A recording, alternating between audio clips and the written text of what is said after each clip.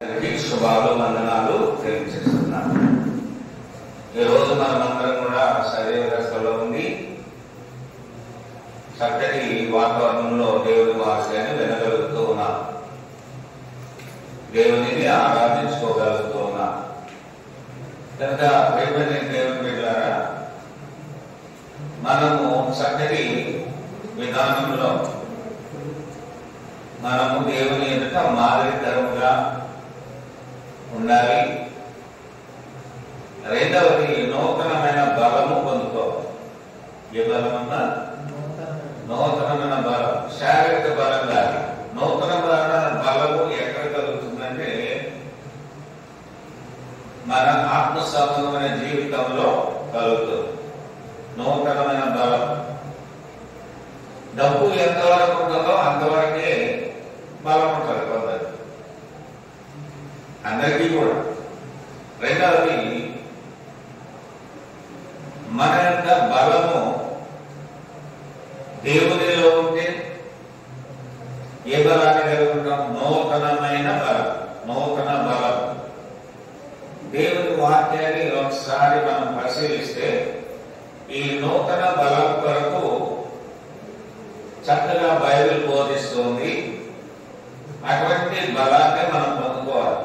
ఉదాహరణకి పక్షుల్లో కానీ జంతువుల్లో కానీ ఇటువంటి బలాన్ని మనం చూస్తుంటాం. మొట్టమొదటిగా వాక్యము పరిశీలిస్తే కీర్తనల గ్రంథము 103వ కీర్తన 103వ కీర్తన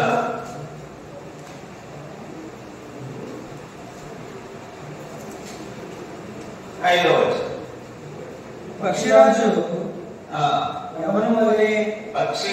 యవ్వనము వలె యవ్వనము క్రొత్తదగుచున్నట్లు మేలుతో నీ హృదయమును తృప్తిపరచుచున్నాను.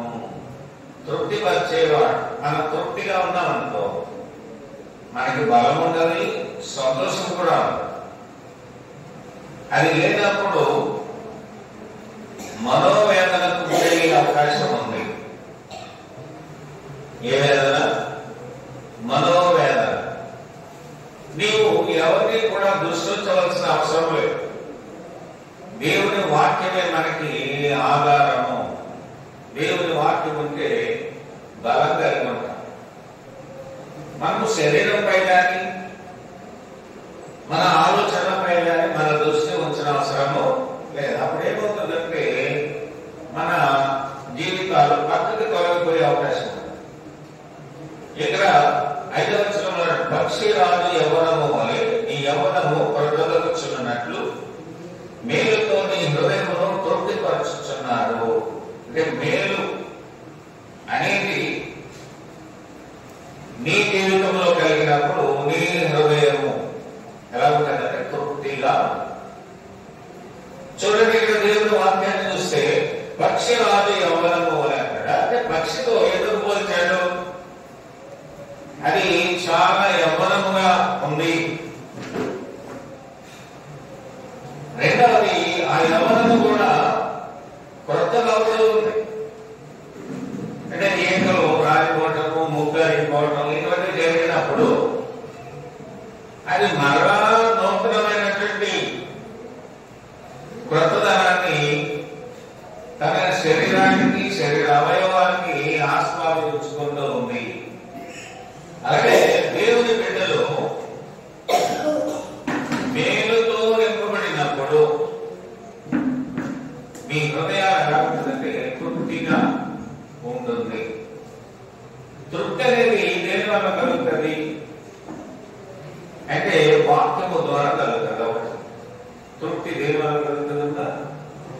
అందుకే దేవుని వాక్యము ఖండిస్తూ ఉంటుంది. ఆ ఖండించిన వాక్యము చేత మనం హెచ్చరింపబడినప్పుడు మన జీవితాలు మేలుతోనూ హృదయాలు తృప్తిగా ఉండే అవకాశం ఉంటుంది. చూడండి, ప్రకటన గ్రంథం 21వ అధ్యాయము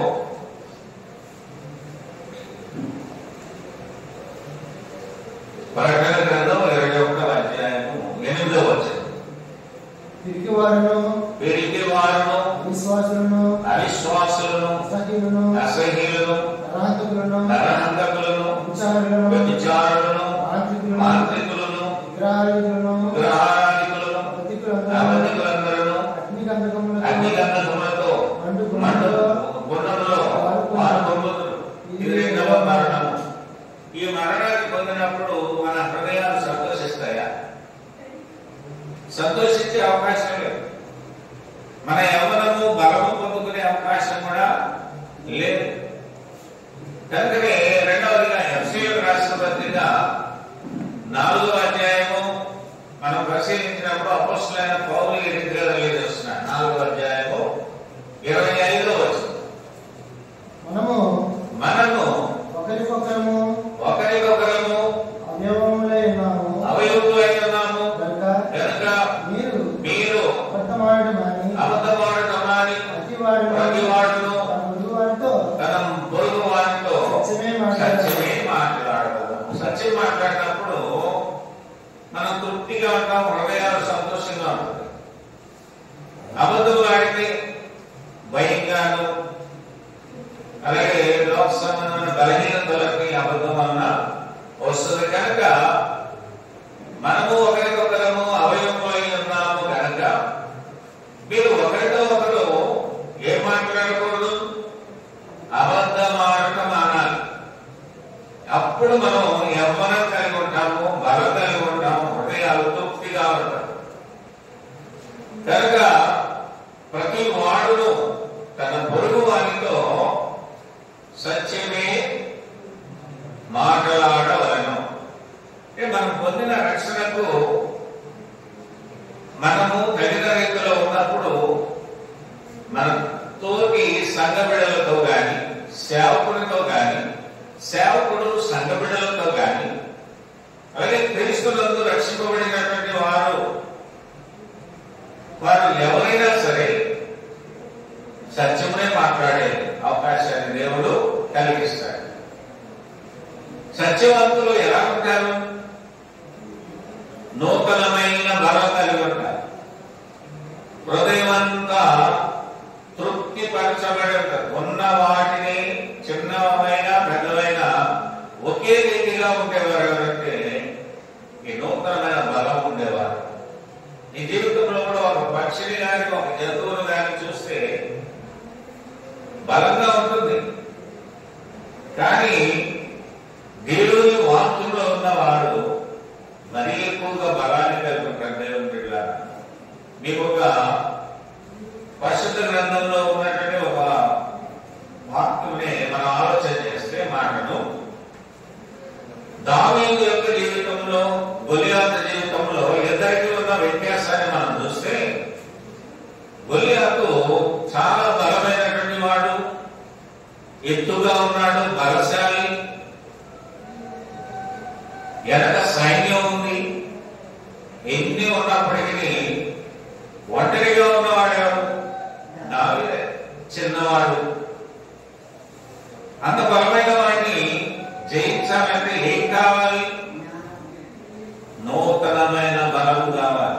మనం కూడా ఏదన్నా జయించాలంటే నూతనమైన బలం ఉంటేనే మనం జయించగలం. ఆ నూతనమైన బలం ఎక్కడి నుండి వస్తుంది? దేవుని వాక్యాన్ని వినటం ద్వారా మాత్రమే. మనుషుల మాటలు వింటే పాడైపోతారు. దేవుని మాట వింటే విశ్వాసిగా ఎదుగుతావు కనుక ఎప్పుడు నూతనమైన బలాన్ని కలిగి ఉంటారు. సంఘాన్ని విడిచిపెట్టకూడదు. ఇక్కడ ఎంతమంది 10 మంది ఉన్నారా, 10 మంది ఉన్నారా, 2 ఉన్నారా అన్నదిగా నీ మట్టుకు నీవు సంఘంలోకి వచ్చి నూతనమైన బలాన్ని పొందుకోవాలి. అయితే ఈ నూతనమైన బలము దేని ద్వారా కలుగుతుందంటే వాక్యము ద్వారా మాత్రమే. అందుకనే సంఘంలో ఉండేవారు దేవుని ఎదుట మాట తప్పకుండా ఉన్నారు. ఒకటేమో సత్యం మాట్లాడాలి, రెండవది అవునంటే అవును, కాదంటే కాదని మాత్రమే ఉండాలి. చూద్దాం. మత్తయి సువార్త 5వ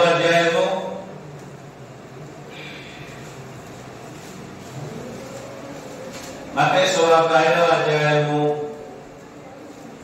34 నుండి 37 వచనాలు. చెప్పినదేమనగా మీతో చెప్పినదేమనగా ఎంత మాత్రము గుర్తు పెట్టుకొనవద్దు. ఆకాశము తోడవద్దు. అది దేవుని సింహాసనము. భూమి తోడనవద్దు. అది ఆయన పాదపీఠము. యెరూషలేము తోడనవద్దు. అది మహారాజు పట్టణం. నీ తల తోడను ఒట్టు పెట్టుకొనవద్దు. నీవు ఒక వెంట్రుకనైనను తెలుపుగా గాని చేయలేదు. మీ మాట అవునంటే అవును, కాదంటే కాదు అని ఉండవలెను. వీటికి మించినది దుష్టుని నుండి పుట్టున్నది. కీడుంటే వ్యక్తులు నూతనమైన బలాన్ని పొందుతారు. అదే ఇక్కడ 37వ వచనం అంటాడు, మీ మాట అవునంటే అవును, కాదంటే కాదని ఉండవలను. అంటే ఇలాంటి స్థితిలో మనము వాక్యానుసారంగా ఎదగలిగితే మన జీవితాల్లో నూతనమైన బలం కలిగి ఉంటాం. నిరుత్సాహం బలం కలిగి ఉంటాం. అనేకుల పక్షంగా మనము హెచ్చరించే వారిగా ఉంటాం, మాదిరికరంగా ఉంటాం. వాక్యాన్ని బట్టి భయము భక్తి కలిగి జీవిస్తున్నాం. అందుకనే దేవుని వాక్యము చెప్పేది మీరు ఒట్టు పెట్టుకోకూడదు. ఏం పెట్టకూడదు? చాలా మంది ఒట్లు పెడతారు. మన భార్యల మీద పిల్లల మీద ఒట్టు పెట్టడం మంచిది కాదు. దేవుడు నిన్ను ఈ విధంగా ఉండాలని చెప్తున్నాడు. అప్పుడు నూతనమైన బలం కలిగి ఉంటాం. ఏంటి? అవునంటే అవును, కాదంటే కాదు అని ఉండవలను. ఎవరి మాట? అక్కడ మాట కాదు, మీ మాట అన్నాడు. మీ మాట అవునంటే అవును, కాదంటే కాదు అని ఉండవలను. వీటికి మించినది దుష్టుని నుండి పుట్టినది. వీటికి మించి ఏం చేసినా మనం నూతనమైన బలం పొందుకోలేము. దేవుని బిడ్డ బలహీనంగానే ఉంటాం. కాబట్టి ఇప్పుడు దేవుని వాక్యాన్ని బట్టి మనమందరం కూడా సంఘం, క్రీస్తు ప్రభు సంఘము నూతనమైన బలముతోనే ఉండాలి. మూడవది ఏంటంటే యాకోబు పత్రికలో చూస్తే, యాకోబు పత్రిక 5వ అధ్యాయము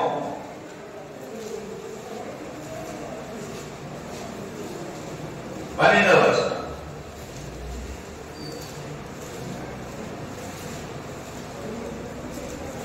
నా సహోదరులారా, ముఖ్యమైన సంగతి ఏదనగా ఆకాశం తోడని గాని భూమి తోడని గాని దేని తోడని గాని ఒట్టు పెట్టుకొనక మీరు తీర్పు పాలు కాకుండా అవునంటే అవును, కాదంటే కాదని. మీ కుటుంబ సభ్యులతో గాని, మీ ఫ్రెండ్స్ తో గాని, గ్రామస్తులతో గాని, సంఘ బిడ్డలతో గాని అవునంటే అవును, కాదంటే కాదని ఉండాలి. అలా ఉన్నప్పుడు మీ జీవితాలు చక్కగా ఆశీర్వదించబడతారు. అంటే ఈ మాట వలన ఒక మనిషి నూతనమైన బలాన్ని పొందుకుంటారు. ఎవరి మాట? దేవుని మాట. మీకు నూతనమైన బలం ఎవరిస్తారంటే దేవుడు ఇస్తారు. ప్రాణాన్ని చేయమంటారమ్మా, ప్రాణాన్ని చేస్తుంటారు. కాబట్టి నూతనమైన బలము ఎక్కడుంది అంటే దేవుని మాటలో ఉంది. దేవుని మాట వినేవారు బలం కలిగి ఉంటారు. వినే కొద్ది ఉంటుందంటే నూతనమైన బలము కలిగి ఎప్పుడు హృదయములు తృప్తిపరచబడుతూ ఉంటది. తృప్తి లేనటువంటి వారెవరు? ఒట్లు పెట్టుకునేవాడు. అందులో ఏముంటుంది? ఆ ఒట్టులో కూడా అబద్ధాలు ఉంటాయి.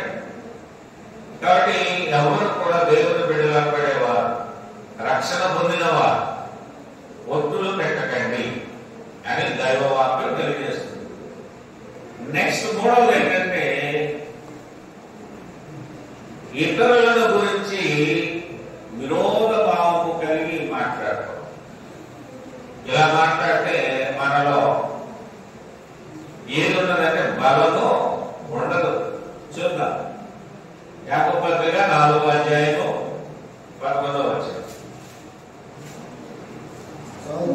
సహోదరులారా, ఒకరికి విరోధముగా ఒకడు మాట్లాడుకుని సహోదరునికి విరోధముగా మాట్లాడి తన సహోదరునికి తీర్పు తీర్చువాడు ధర్మశాస్త్రమునకు వ్యతిరేకముగా మాట్లాడి ధర్మశాస్త్రమునకు తీర్పు తీర్చుతున్నాడు. నీవు ధర్మశాస్త్రమునకు తీర్పు తీర్చిన ధర్మశాస్త్రమును నెరవేర్చువాడవు కాక న్యాయము విధించువాడవైతివి. అనగా తీర్పు, అందరికీ తీర్పు తెచ్చకూడదు. ఫస్ట్ మనం ఎలా ఉన్నాము, నేను ఎలా ఉన్నాను అని ఎవరి మట్టుకు వారు ఆలోచించగలిగితే మనం నూతనమైన బలాన్ని కలిగి ఉంటాం. మన యొక్క కళ్ళు ఎదుటి వారిని చూస్తుంది, మనల్ని మనము పరిశీలన చేస్తున్నాం. అంటే ఇతరుల పక్షముగా మన విరోధముగా మాట్లాడడం కానీ తీర్పు తీర్చేయడం కానీ మంచిది కాదు. ఆ మాటల్లో ఏముంటుందంటే కళ్ళబొల్లి మాటలు ఉంటాయి. ఏ మాటలు ఉంటాయి? కళ్ళబొల్లి మాట. అంటే ఊహించుకొని చెప్పడం, లేదా ఎవరో చెప్పారని చెప్పడం, ఇటువంటి వలన మనము నూతనమైన బలాన్ని పొందుకోవాలి. నా ఎదుటి వారు మంచివాళ్ళు అని మనం అనుకోవాలి. ఏమనుకోవాలి? దేవుని బిడ్డలందరూ మంచివాడు కదా. కాబట్టి అటువంటి స్థితిలో నీవు ఉంటే నీవు నిత్యము తృప్తిగా సంతోషంగా నీ యొక్క దేవునిలో నీ సహవాసం కొనసాగుతుంది. అనే గలతీ పత్రికలో కూడా ఒక మాట చూద్దాం. గలతీలకు రాసిన పత్రిక 6వ అధ్యాయము 1-2 వచనాలు.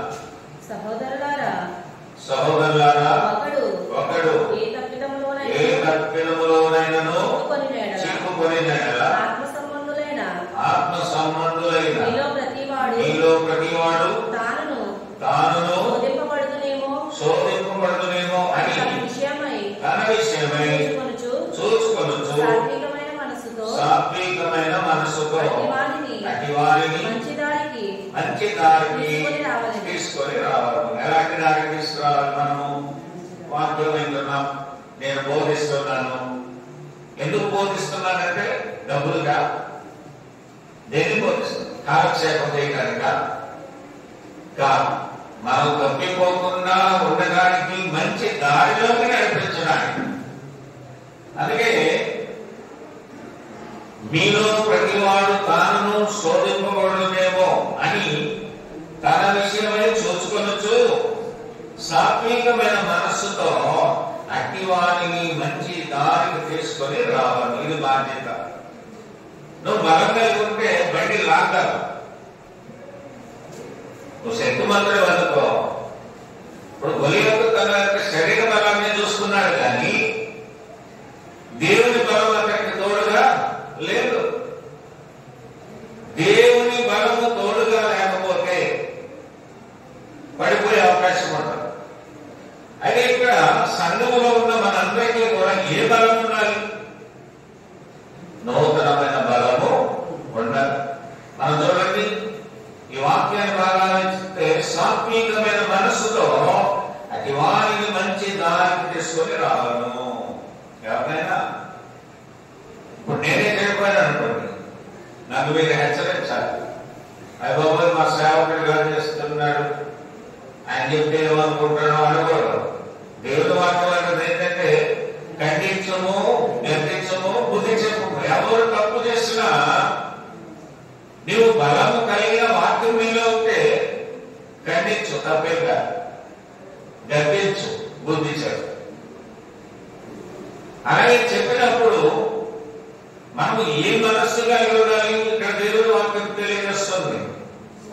సాత్వికమైన మనస్సుతో. మనం సాత్వికమైన అంటే సాఫ్ట్నెస్ ఉండాలి. మృదువైన మాటలతోనే చెప్పాలి. పిల్లలు కొంతమంది మాట్లాడకపోతే తల్లిదండ్రులు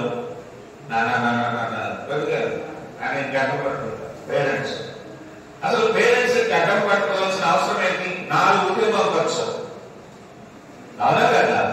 ఎందుకు వదిలేస్తారు అంటే పిల్లల్ని గాయపరచకుండా తల్లిదండ్రులు స్మూత్ గా డీల్ చేస్తున్నారు. ఎఫ్సి పత్రికలో ఒక మాట ఉంది, మీ పిల్లలకు కోపము రేపక అని అంటారు 6వ అధ్యాయంలో. పౌలు గారు సంఘానికి ఇటువంటి హెచ్చరికలు ఎందుకు చేస్తున్నారంటే నూతనమైన బలము లేనటువంటి వారు బలహీనమైపోతున్నారు, పిల్లలను కొట్టేస్తున్నారు. ఈ కొట్టడం అనే ప్రయోగానికంటే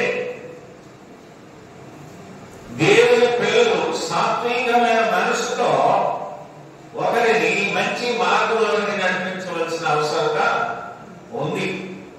కనుకనే ప్రియమైన దేవుని పిల్లారా, మనం ఎటువంటి మనసు ఉండాలంటే సాత్వికమైన మనసుతో మనం తీసుకురావాలి.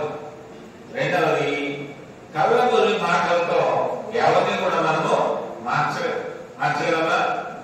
కనుకని ఇతరులను గురించి విరోధముగా మాట్లాడటము దేవుని బిడ్డలకు తగినటువంటి పని. అందుకే మనలో మీలో సాత్వికత లేకపోతే మంచి దారిలోకి తీసుకొచ్చే అవకాశము ఉండదు దేవుని బిడ్డలారా. మూడవది ఏంటంటే మత్తయి సువార్త 18వ అధ్యాయం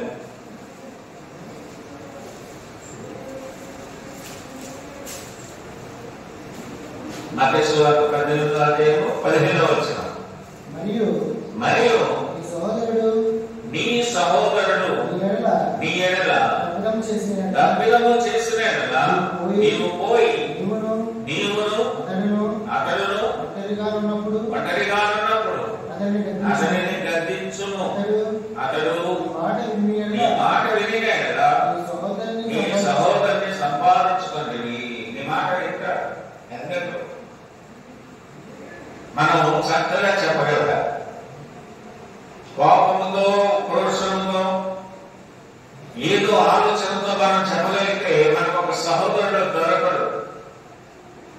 అందుకే యేసుక్రీస్తు చెప్పిన మాట ఏంటంటే, మరియు నీ సహోదరుడు నీ ఎడల తప్పిదము చేసిన ఎడల నీవు పోయి నీవును అతడును ఒంటరిగా ఉన్నప్పుడు అతడిని గద్దించుము.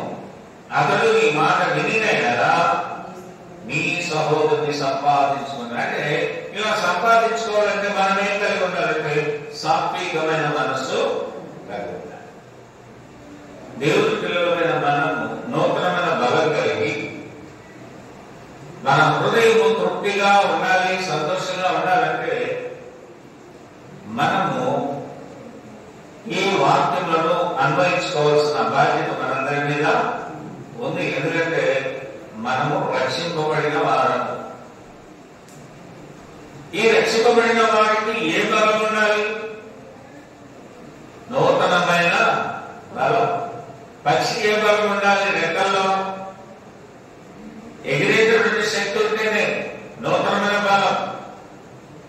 చూడండి, కొంతమంది కనుక 10 మంది ఉన్నారనుకో, వారు ఏ బలాన్ని కలిగి ఉంటారు? మంది మార్బలం అంటారు. ఆ బలం అంతా అశాశ్వతం. ఉంటే ఒక్కళ్ళు ఎదురుపోతారు, ఆ పని అవ్వగారు. కానీ ఈ పక్షిరాని ఈ బలము ఎలా ఉండాలి? ప్రొట్టరిగానే ఉండాలి. నువ్వు అందరిలో ఒక ప్రత్యేకంగా కనిపించాలి. ఎప్పుడు సంతోషంగానే ఉండాలి. మంచి దుస్తులు వేసుకోవాలి, మంచి బట్టలు కట్టుకోవాలి. ఆ బట్టలను బట్టి నీకేం రావాలి? ఎప్పుడు దిగాలుగా ఉండకూడదు. దేవుని బిడ్డలు ఉండొచ్చా? ఏదో పోయినట్టు సులభమైన ఉండకూడదు. పక్షి ఎప్పుడు కూడా చాలా వేగంగా ఎగురుతుంది, ఎంత దూరమైనా ఎగురుతుంది. పక్షిరాలు ఎంత ఎత్తుకైనా ఎగురుతుంది. మరి తన బలాన్ని తానే పోగేసుకుంటారు. అయితే ఇదంతా ఏంటంటే నూతన బలం. ఎత్తుకు ఎదగలగాలి. మనం జీవితంలో ఎప్పుడు ఒకేలా ఉండకూడదు. రెండవది, దేవుని బిడ్డలు అనబడేవారు బలము కలిగి ఉండాలి. దేవునితోనే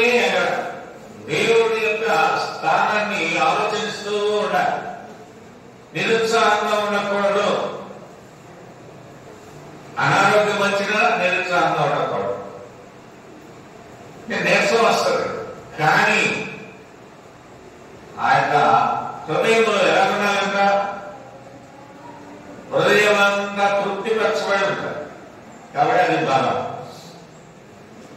తర్వాత ప్రోత్సాహకరమైన వాటిని మనము ప్రకటించగలగాలి, మాట్లాడుకోవాలి, చెప్పుకోవాలి. చూద్దాం. ఎఫ్సీ పత్రిక 4:29.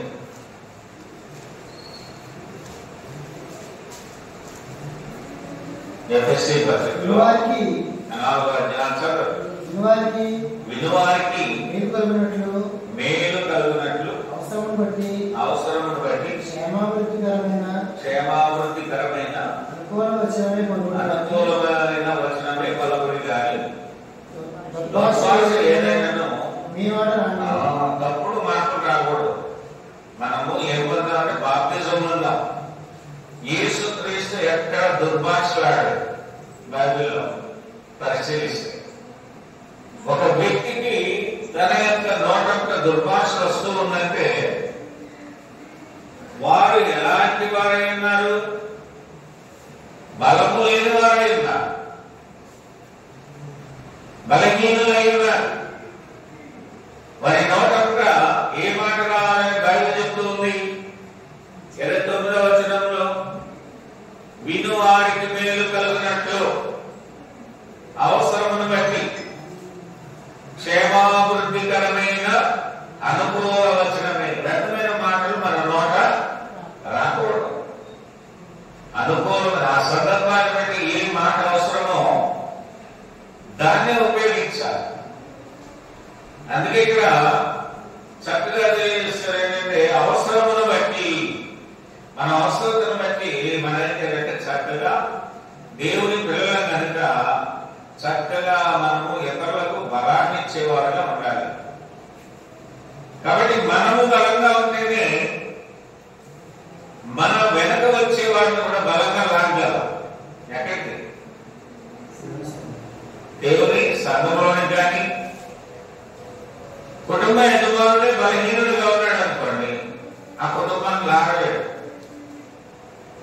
ఎందుకంటే ఈ అవలక్షణాలన్నీ ఉంటే ఒట్టు పెట్టే గుణం ఉంటుంది, అబద్ధాలు చెప్పే ఒక గుణం ఉంటుంది, నెక్స్ట్ ప్రోత్సాహకరమైన మాటలు మాట్లాడినప్పుడు బలం కలిగి ఉండలేదు.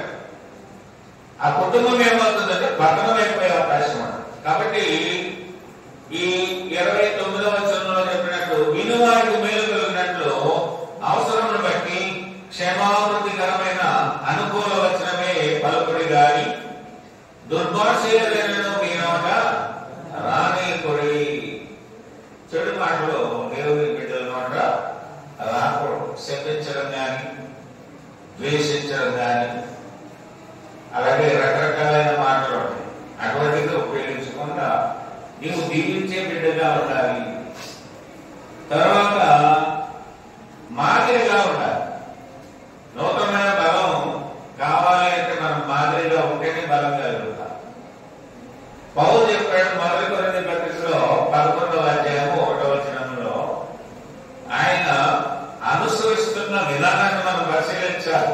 బలం కలిగి ఉండాలంటే మొదటి కొరింథీ పత్రిక 11వ అధ్యాయము 1వ వచనం, నేను క్రీస్తును పోలి నడుచుకున్న ప్రకారము పౌలు చక్కటి స్టేట్మెంట్ ఇస్తున్నాడు. నేను క్రీస్తును పోలి నడుచుకున్న ప్రకారము. మీరు నూతనమైన బలం మీకు కావాలంటే ఈరోజు మనం అనుసరించేదాన్ని గుర్తెరగ. నేను క్రీస్తును పోలి నడుచుకున్న ప్రకారము సంఘమంతా కూడా, సంఘంలో ఉండే ప్రతి ఒక్కరు కూడా ఎవరిని పోలి నడుచుకోవాలి? క్రీస్తును పోలి నడుచుకోవాలి. లోకంలో అనేకులను పోలి నడిస్తే నూతనమైన బలం మనము పొందుకోవాలి. కాబట్టి నీవు బలహీనురాలుగా ఉండడానికి కారణం ఏంటంటే, సంఘము బలహీన పట్టుకోవడానికి కారణం ఏంటంటే లోకం వైపు చూడటమే.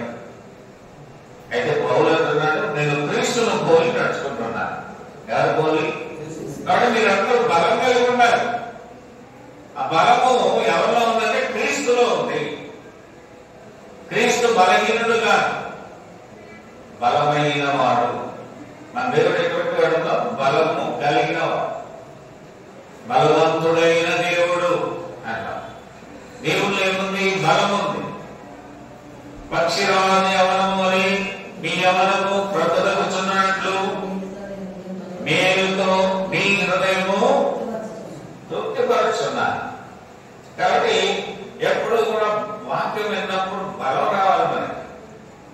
అమ్మా మనం ఏం కలగాలి? బలం. చూడండి, చాలా మంది నేర్చుబడిపోయినప్పుడు సెలైన్ బాటలు ఎక్కిస్తారు. అవునా? సెలైన్ ఎక్కిస్తే అదొక నమ్మకం. సెలైన్ ఎక్కిస్తే తృప్తిలో బలం వస్తుంది అని ఎంతవరకు? కొంతవరకు. కానీ దేవునిలో ఉంటే నీవు నూతనమైన బలాన్ని కలిగి ఉంటావు దేవుని బిడ్డ. కాబట్టి సోదరులైనటువంటి వారు యవన బిడ్డలు ప్రతి ఒక్కరూ కూడా సేవకునితో సహా ఏ బలాన్ని కలిగి ఉండాలి? నూతనమైన బలం. రాజ్య బలం గాని, ధన బలం గాని, స్త్రీ బలం గాని, లేదా ఆస్తి బలం గాని, మాటల బలం గాని ఉంటే మనకు వాటి వల్ల ప్రయోజనము లే. చూడండి, ఎఫెసీయులకు 4:32 ఒకని ఎడల ఒకడు దయ కలిగి కరుణా హృదయులై క్రీస్తునందు దేవుడు మిమ్మును క్షమించిన ప్రకారము మీరును ఒకరినొకరు క్షమించుడి. ఒకరి ఎడల ఒకరు ఏదైనా తప్పిదాలు చేస్తే క్షమించే మనస్తత్వాలు ఉండాలి. అంటే ఇక్కడ ముందుగానే ఒక మాట 32లో 2వ వచనం క్రీస్తునందు అంటాడు. ఎవరిలో? క్రీస్తునందు దేవుడు మిమ్మును క్షమిస్తూ ఉన్నాడు. క్షమించిన ప్రకారము అని ఉంటాడు. దేవుడే క్షమించినప్పుడు నీవు నా రోజు నుండి వెళ్ళిపోయేటటువంటి వాడము, లేదా నా రోజు నుండి బ్రతికి ఈ లోకాన్ని విడిచిపెట్టే మనం కూడా దేవునికి వ్యతిరేకంగా క్షమించలేని స్థితిలో ఈనాడు ఎంతో మంది ఉన్నారు. అయితే నూతనమైన బలం కలిగినటువంటి వారు, క్రీస్తును కలిగినటువంటి వారు ఏం చేస్తారంటే క్రీస్తును అనుసరిస్తూ బలమైన కార్యం ఏంటంటే క్షమించడమే. బలమైన కార్యం ఏంటి? నీ జీవితంలో, నా జీవితంలో సిలువలో మరణ స్థితిలో, మరణం రాబోతున్న ఆ స్థితిలో సిలువ మానపై నుండి యేసుక్రీస్తు వారు ఒక మాట చెప్తున్నారు. తండ్రి, వీరేమి చేయుచున్నారో వీరెరుగరు, వీరిని క్షమించుడి. ఏం చేయాలంట? క్షమించే గుణం కావాలి. ఎందుకంటే మనము యేసుక్రీస్తును వెంబడిస్తున్నటువంటి వారు. నీ సోదరులను క్షమించాలి, నీ భార్యను క్షమించాలి, నీ భర్తను క్షమించాలి, నీ ఫ్రెండ్స్ ను క్షమించాలి. ఎందుకంటే ఇక్కడ దేవుని వాక్యం అంటుంది, మీరు ఒకరిని ఎడల ఒకడు దయ కలిగి. యేసుక్రీస్తులో ఉన్న దయ నువ్వు కలిగి ఉంటే నూతనమైన బలాన్ని కలుగుతా. దయ లేకపోతే మనలో ఏం లేదని బలము లేదు. అందుకనే కరుణా హృదయులై ఏముండాలి? కరుణ ఉండాలి. దానికి మంచి హృదయం ఉండాలి. హృదయము అనేది ఎక్కడ ఉంది? హృదయం అనేది డ్రాయింగ్ అయినప్పుడు హృదయం అనే పటం వేస్తారు. అది హృదయం. ఆ హృదయంలో అది బాగా పనిచేయాలంటే ఏమన్నాలి? రక్తము ప్రసరించాలి. అలాగే నీవు కూడా నూతనమైన బలం కలిగి ఉంటే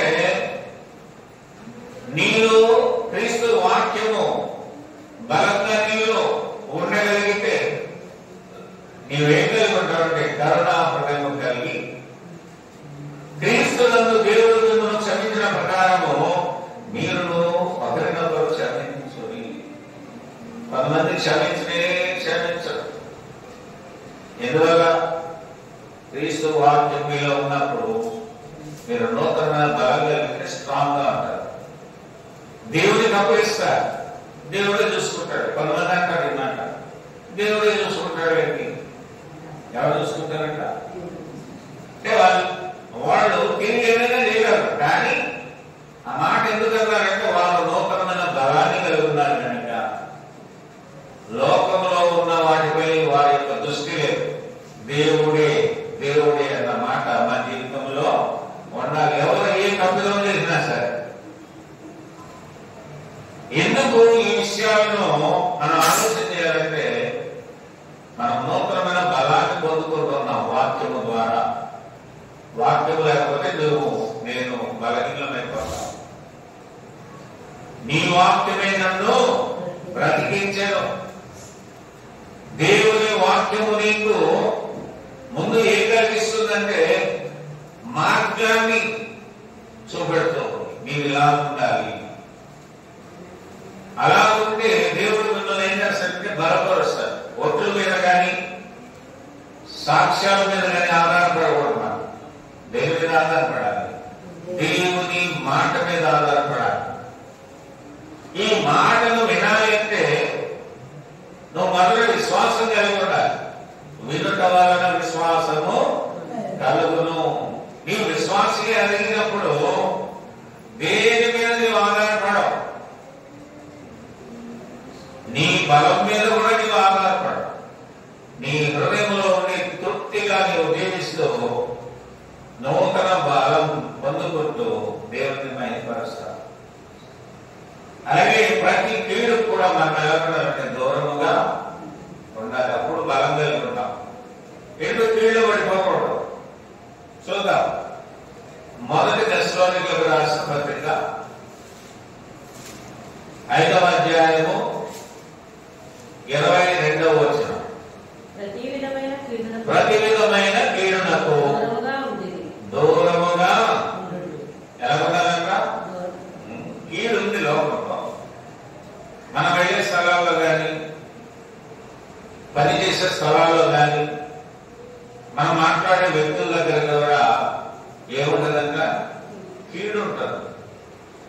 కాబట్టి ఇక్కడ దేవుని వాక్యం తెలియజేస్తుంది ఏంటంటే కనబడే ప్రతి కీడునకు దూరంగా చెడు చేస్తారు. కీడంటే చెడు చేస్తారు. అప్పుడు మనం నూతనమైన బలాన్ని ఎలా పొందుకుంటాం? పొందుకోగలమా? కాబట్టి నూతనమైన బలం కావాలంటే మనం మొట్టమొదట చేయవలసిన కార్యం ఏంటంటే ప్రతి విధమైన కీడునకు దూరంగా దేవుని బిడ్డలు. చూడండి, మీకు ఒక ఎగ్జాంపుల్ చెప్తాను. నోవహు రోజుల్లో ప్రజలందరూ కీడు వైపు ఉన్నారు. ఒకే కుటుంబం మాత్రం ప్రేమ వైపు ఉంది. ఆ ప్రేమలో ఏముందంటే దేవుని ఆజ్ఞ ఉంది, దేవుని కట్టడలు ఉన్నాయి. దేవుని ఆజ్ఞలు వీరికి తెలియజేసినప్పుడు వీరు శ్రద్ధగా విన్నారు. శ్రద్ధగా విని ఆనాడు ప్రజలకు ప్రకటించారు. కానీ ఎవరు కూడా వినలేదు. వారు నూతనమైన బలం పొందుకోలేదు. కానీ నోవహు కుటుంబం మాత్రం నూతనమైన బలము పొందుకుంది. పొందుకోవడం వల్ల ఎవరు పని చేసేది? వాడు నూతనమైన బలం ఉందనుకో. చూడండి, మీరు కూడా బలం కలిగి ఉంటే పనులు చేయగలరు. ఏ జ్వరమో, కడుపు నొప్పో, లేదా ఏ కాలు నొప్పో ఉందనుకోండి, పని చేయగలరా? ఎవరి చేయగలరా? అంటే మీరు బలము కలిగి ఉండాలి.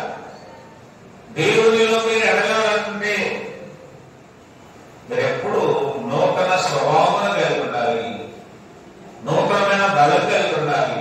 అందుకే మనకు ఒక పక్షిని కూడా దేవుని వాక్యం తెలియదు. పక్షి రాదు ఎవరము వరే మీ అమ్మను కొత్తగా కూర్చున్నట్టు మీకు ఎగ్జాంపుల్ చెప్తాను. మొన్న ముసలాయతను డాన్స్ చేస్తున్నాడు. ముసలాడు అతనికి దాదాపుగా 75-70 సంవత్సరాలు. ఏం చేస్తున్నాడంట? డాన్స్ చేస్తున్నారు. ఎందుకు? నూతనమైన బలము వారిలో ఉంది. అందుకే ఆ డాన్స్ మీద వాళ్ళకి ఏముందంటే దృష్టి ఉంది. అంటే మిమ్మల్ని ట్యాక్స్ ఇవ్వని కాదు. అంటే ఆ వృద్ధాప్యంలో కూడా ఒక ముసలాడు కూడా ట్యాక్స్ ఇస్తుంది. ఆ చూస్తే ఎక్కడ అమ్మ తెచ్చిపోతామో అనుకున్నాం. అంటే వారిలో ఏముందంట? బలం ఉంటుంది. మనం కూడా ఎప్పుడు దేవునితో ఉన్నంత వరకు నూతనమైన బలం కలిగి ఉండాలి. ఆ బలం వల్ల నీవు జయించగలవు. దావీదులో ఏ బలం ఉంది? చిన్నవాడైనప్పటికీ నూతనమైన బలం ఉంది, జయించగలిగాడు. ప్రియమైన దేవుడు బిడ్డలారా, ఇక్కడున్న మనమందరం కూడా ఏ బలాన్ని కలిగి ఉండాలి? లోక సంబంధమైన బలమా? ఇప్పుడు ఇవన్నీ దేవుడు ఇచ్చాడని గర్వంతో ఉండే ప్రయోజనం లేదు. లేదా నాకు ధనం ఉందని గర్విస్తే వాడు కూడా ఎందులో పడిపోతారు? పాపంలో పడిపో. అప్పుడు నూతనమైన బలం ఉండదు. క్రీస్తులో మనం ఉండి ముందు కొనసాగితే దేవుడు మనకి ఏ బలాన్ని ఇస్తాడంటే నూతనమైన బలము. ఎప్పుడు కూడా చురుగ్గా ఉంది. ఎలా ఉంటామమ్మా? చురుగ్గా. చివరిగా ఒక మాట చదువుకొని మనము ఈ వాక్యాన్ని ఇంతతో ముగించుకున్నాం. కొలస్సీయులకు రాసిన పత్రిక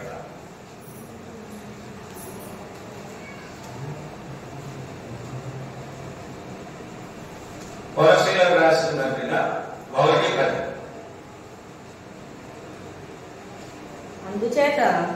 అందుచేత ఈ సంగతి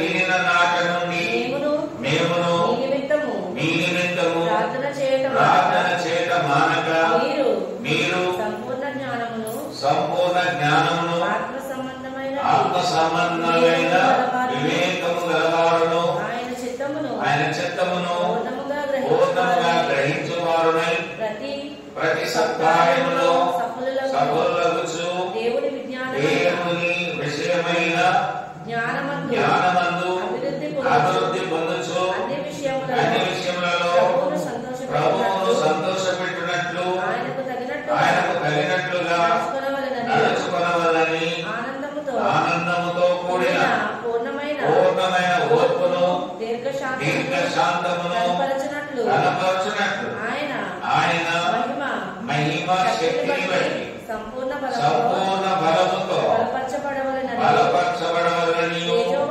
తేజోవాసులైన పరిశుద్ధుల స్వాస్థ్యములో పాలివారమగుటకు మనలను పాత్రలుగా చేసిన తండ్రికి మీరు కృతజ్ఞతాస్తుతులు చెల్లింపవలనని దేవుని బతిమాలు చున్నాము అంటే పౌలు.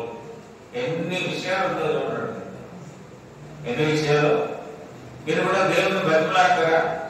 చాలా మంది బతిమలాడతారు సంఘాలు. ఏ కావాలి? మంచి ప్రిన్సిపల్ అంటారు ఒక ఆవిడ. ఇంకొక ఆవిడ మా అమ్మాయి మంచి సంబంధం రావద్దు. అవునా? ఇంకోటి ఏమంటారు? మా అబ్బాయి మంచి ఉద్యోగం వచ్చాయి. అవునా? దేవా మాకు ఇల్లు లేదు ఆయన, మంచి ఇల్లు ప్రయత్నించి. అంటే మనము లోక సంబంధమైన ఏవడిగినా దేవుడు కాదంటాడు. కానీ నీవు ఏ గుణాన్ని కలిగి ఉన్నారంటే ఇక్కడ చూడండి, మీ నిమిత్తము ప్రార్థన చేయడం మానక. పౌలు ఏం చెప్తున్నాడు? ప్రార్థన చేయడం మానకండి. ఒక ప్రశ్న వేసుకోవాలి. ఇప్పుడున్న మనమందరం కూడా మన ఇళ్లలో ప్రార్థన జరుగుతుందా? అన్ని చేస్తాం. ఏం చేయు? రాత్రి ఎంతమంది ప్రార్థన చేశారంటే దేవుడు చెడిగడుకో బుద్ధిని చేతులెత్తే కుదరదు. హృదయాంతరంగంలో ఎరిగిన గొప్ప దేవుడు. ఇప్పుడు మిమ్మల్ని కూడా నేను ఒక ప్రశ్న వేశాను అనుకో, తక్కువ చేతులు ఎత్తేసేవాడు ఉంటారు. కానీ ఎవరు గమనిస్తున్నారు? దేవుని భయము భక్తి ఉంటే నూతనమైన బలం కలిగి ఉన్నాం. అటువంటి బలాన్ని అపోస్తులైన పౌలు తను కలిగి సంఘానికి అటువంటి బోధ చేస్తున్నాడు. ఏమంటున్నాడు? అందుచేత ఈ సంగతి వినిన నాట నుండి మేమును మీ నిమిత్తము ప్రార్థన చేయటం మానక. సంఘం గురించి ప్రార్థన చేయాలి. ఏం చేయాలన్నా మీరు మీ ఇళ్ళకి వెళ్ళిపోతారు. మళ్ళీ నెక్స్ట్ సండే వస్తున్నారు. మీ ఇళ్లలో సంఘంలో ఉన్న ప్రతి వారి కొరకు మీరు ప్రార్థన చేయాలి. ఎవరు చూస్తున్నారు? మీరు ప్రార్థన చేస్తున్నారా లేదని. ఎక్కువ సమయాన్ని దేనికి ఇస్తున్నామో ఎవరికి తెలుసు? నాకు తెలియదు, దేవునికి తెలుసు. కనుక రేపు మిమ్మల్ని ప్రశ్నిస్తే దేవుడు మీ దగ్గర ఏముండాలంటే మంచి మార్కులు ఉండాలి. మార్కులు లేకపోతే పాస్ అవ్వరు కదా. పర్వత రాజ్యానికి వెళ్ళాలంటే మీరు మార్కులు సంపాదించుకోవాలి సంఘము ద్వారా. కాబట్టి మీరు సంపూర్ణ జ్ఞానమును ఆత్మ సమన్వయం గలవారై ఆయన చిత్తమును పూర్ణముగా గ్రహించేవారు. చాలా విషయాలు వచ్చేవారు. దీంట్లో అన్ని విషయాలు మీరు నాకు చెప్తారు. వచ్చే వారం వస్తే కదండి ప్రార్థనకి అంటారు. పిల్లల్ని ఏదైనా హోంవర్క్ చేసుకున్నట్టే చెప్తారు. అప్పు చెప్పాలన్నారనుకో వచ్చే వారం రా, మరుసటి రోజు రా. అవునా? ఎప్పుడో చేసేవా? స్కూల్ మానేస్తారు, లేదా ఏదో ఒకసారి చెప్పి తల్లిదండ్రులను ఒప్పించేసి ఆ రోజు మానేసి ఫ్రెష్ గా అనమాట. అంటే ఇటువంటి ఎందుకు జరుగుతాయి? మనలో నూతనమైన బలం లేకపోతే ఇటువంటి యాక్షన్ చేస్తాం. యేసుక్రీస్తుతోనే ఉన్నటువంటి వ్యక్తి కానీ డబ్బుకు ఆశించాడు ఇస్కరియోతు యూదా. ఇంకొక అక్కడేమో నాజీరు చేయబడ్డాడు. అన్నలెందు ఒళ్ళు పడిపోయాడు. నష్టపోయాడు కదా. అవునమ్మా కదా? వెళ్ళిపోవచ్చు అలాగా. ఇంకొక అతను ధనం మీద ఆశ ఉంది, మూతి ముడుచుకొని వెళ్ళిపోయాడు ధనవంతుడు. ఇదేంటి అన్ని చేస్తున్నాను, నేను ఉన్న ధనం కూడా అమ్మేసి ఇచ్చేయమంటున్నాడు ఈయన. కొందరైతే అందరిలో పాపం పెట్టుకుని ఒక స్త్రీని లాభం చేశారు. అప్పుడు యేసుక్రీస్తు మంచి సమాధానం చెప్పాడు. మీలో పాపము లేని వారు ఎవరో వారు రాళ్లతో కొట్టగా ఒకళ్ళగా ఉన్నారమ్మా. కాబట్టి మనము మన మీదే ఫోకస్ చేసుకోవాలి. ఎందుకంటే మనం నూతనమైన బలం కలిగి ఉంటే బలహీనలో కాదు. ఇక్కడ అందుకే పక్షితో పోల్చారు. పక్షి ఉన్నతమైనటువంటి స్థలంలో తిరిగి నీ కూడా ఉన్నతమైన ఆశయాలు ఉండాలి. దేవుని వాక్యానుసారంగా నీవు అభివృద్ధి చెందాలి. రెండవది నీ రెక్కలలో బలం ఉండాలి. ఎప్పుడు ఈ రెక్కలు పని చేస్తూనే ఉండాలి. పనివాడు జీతమునకు పిల్లలు, స్త్రీలు, పురుషులు, భార్యాభర్తలు, పెద్దలు ఇప్పుడు కూడా పని చేస్తూనే ఉండే ముసలు ఉన్నారు. పని చేయనటువంటి వాళ్ళు కూడా ఉన్నారు. అన్నారా? అంటే ఎందుకంటే మీలో బలం లేకపోతే శరీరం ఉంటుంది, బలంగా ఉంటుంది. అంటే నీవు తెచ్చుకోవాలి వాటిగా. బలం ఎక్కడ కొట్లు అమ్మడం. నీ హృదయంలోనే నీవు బలాన్ని తెచ్చుకొని అప్పుడు ఏం చేయాలంటే నువ్వు పని చేయాలి. చివరిగా ఈ విషయాలను మనం గమనించినప్పుడు ఎన్నో సత్కార్యాలు చేశారు. చివరి ఈ మాటలోనే తండ్రికి మీరు కృతజ్ఞతాస్తుతులు చెల్లిపోవాలని దేవుని బతిమాలుచున్నాను. వీటన్నింటినీ బట్టి మనం దేవునికి ఏం చేయాలంటే కృతజ్ఞతాస్తుతులు చెల్లించాలి. పొద్దున్నే లేచి ప్రార్థన చేయాలి, అది కృతజ్ఞత. భోజనం చేసేటప్పుడు ప్రార్థన చేయాలి, అది కృతజ్ఞత. ఉద్యోగానికి వెళ్ళే ముందు చిన్న ప్రార్థన చేసుకుని వెళ్ళాలి, అది కృతజ్ఞత. నెలసరి మీ జీవితంలో దేవునికి ఇవ్వవలసింది ఇవ్వడం నేర్చుకోవడం, అది కృతజ్ఞత. ప్రతి విషయంలో అవసరంలో ఉన్నాం మనం. దేవునికి కృతజ్ఞత చెల్లించాలి. ఆయన నాకు ఇది కావాలి అని ఎవరిని అడగాలి? వాడికి వెళ్ళి చెప్పుకుంటే మనకు రాదు. దేవుడు అనుగ్రహించేవాడు. ఆహారం లేక అలమటిస్తున్నాడు ఇశ్రాయేలీయులకు దేవుడు మన్నాను కురిపించాడు. అలాగే మాంసాన్ని పంపించాడు కాపుల చేత, కాపుల చేత మాంసమును తెప్పించాడు. బండ నుండి కావలసిన చక్కటి నీటిని, తాగే నీటిని ఇచ్చాడు. ఎర్రటి నీళ్లను మధురము చేశాడు. మన జీవితాల్లో కూడా చేదు అనుభవాలు ఉంటే వాటన్నిటిని తీసివేయగలిగే మంచి బలవంతుడైన దేవుడు ఉన్నాడు. ఆ బలమైన దేవుడిని మనము గుర్తించాలి అంటే మనలో ఏ బలం ఉండాలి? నూతనమైన బలం. 100వ కీర్తనలో ఆ బలం కనిపిస్తుంది. అది ఎలా వచ్చారంటే దేవుడు పొందడానికి చదువమ్మా బాబు.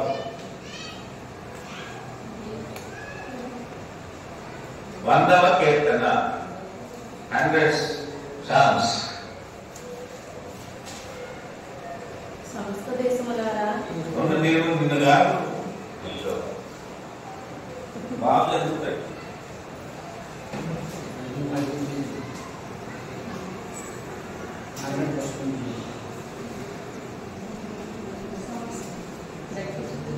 సమస్త దేశములారా